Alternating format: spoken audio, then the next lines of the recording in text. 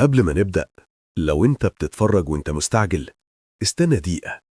هات سماعاتك، ولو النور مفتوح حواليك وطيه شوية، ولو معاك قهوة أو شاي هاتهم واقعد مرتاح، علشان القصة دي مش قصيرة وفي ناس بتقول إنها حصلت بجد. وقبل ما أبدأ جاوبني على السؤال ده: لو لقيت شقة إيجار في إمبابة بنص السعر الطبيعي هتسكن فوراً ولا هتسأل الأول ليه رخيصة؟ اكتب رأيك في التعليقات ويلا نبدأ. القصة دي حصلت سنة 2019 في إمبابة، في شارع جانبي هادي شوية بعيد عن الزحمة. كان في شاب اسمه يوسف عنده 27 سنة وشغال جرافيك ديزاينر من البيت. يوسف كان بيدور على شقة علشان يسيب السكن المشترك، وفي يوم لقى إعلان على الفيسبوك: شقة مفروشة للإيجار، سعر خاص لسرعة التأجير. السعر كان قليل جدا. يوسف قال لنفسه أكيد في حاجة، بس قرر يروح يشوفها. العمارة كانت قديمة بس مش متهالكة، 5 أدوار وسلم ضيق والنور فيه ضعيف. أول ما طلع الدور الثالث حس إن فيه هدوء غريب، مش هدوء طبيعي، هدوء تقيل. صاحب العمارة كان راجل كبير، شعره أبيض وبيتكلم بهدوء زيادة عن اللزوم. أول حاجة قالها: لو الشقة عجبتك تقدر تسكن النهاردة. يوسف استغرب وقال: مش هشوف العقد؟ الراجل قال: مفيش مشاكل، بس الناس بتمشي بسرعة. يوسف سأله: بتمشي ليه؟ الراجل رد بسرعة: ظروف. يوسف حس إن الرد غريب، بس طلع يشوف الشقة. أول ما الباب اتفتح يوسف حس بإحساس صعب يتوصف، كأن حد كان موجود وقام قبل ما يدخل بثواني. الشقة كانت نظيفة، مفيش تراب، مفيش حاجة مكسورة، بس كان في حاجة لفتت نظره: ساعة حائط واقفة على الساعة 3:17. يوسف قال: الساعة دي بايظة؟ الراجل قال: بتقف كده كل شوية. يوسف ضحك وقال: هنغير البطانية. وسكن فعلا. أول يوم عدى عادي، تاني يوم برضو عادي، تالت يوم وهو نايم صحي على صوت خفيف: تك تك تك، زي حد بيخبط على خشب. قام فتح النور، الصوت وقف، لف في الشقة، مفيش حد. رجع نام.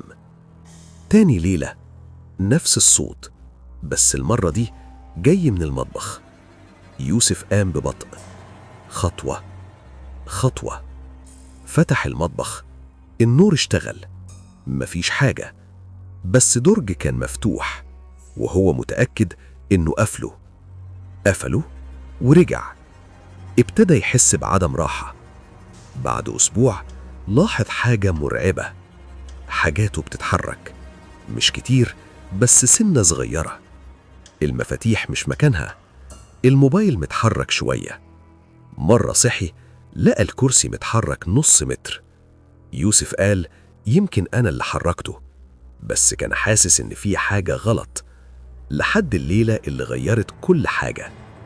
رجع من بره لقى ورقة على الترابيزة، ورقة صفرة مكتوب فيها: أنت قاعد في مكاني. يوسف حس إن نفسه اتقطع. قلب الشقة، دور تحت السرير، في الحمام، في البلكونة، مفيش حد، والباب كان مقفول بالمفتاح. يوسف بدأ يخاف بجد. تاني يوم وهو بينظف لقى موبايل قديم تحت السرير، موبايل مش بتاعه. شغله، كان فيه فيديو واحد بس. ضغط تشغيل. شاب في نفس سنه تقريبا، وشه مرعوب وبيتكلم بسرعة، بيقول: لو انت بتشوف الفيديو ده يبقى أنا غالبا اختفيت.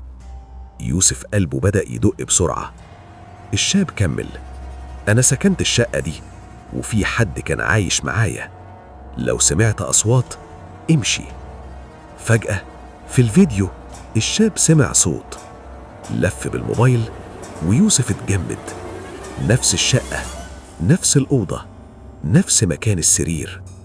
وفجأة ظهر ظل ورا الشاب، والفيديو وقف. يوسف حس ببرودة في إيده، قرر يمشي. وهو بيجمع هدومه لقى حاجة أخطر. على الحيطة مكتوب بحفر قديم: كلهم حاولوا يمشوا. يوسف ساب كل حاجة ونزل جري. راح لصاحب العمارة وقال له: مين سكن قبلي؟ الراجل سكت، وبعدين قال: كتير. يوسف قال: سابوا الشقة ليه؟ الراجل بصله وقال: مش كلهم سابوها. يوسف قال: يعني ايه؟ الراجل قال: في اللي اختفى. يوسف حس ان رجله بتترعش ومشي. بعد أسبوع كان ماشي صدفة في نفس الشارع، بص لفوق، نفس الشقة، الشباك مفتوح، وكأن في حد واقف جوه، واقف في الضلمة وبيبص عليه. يوسف رجع خطوة، الشخص ما اتحركش.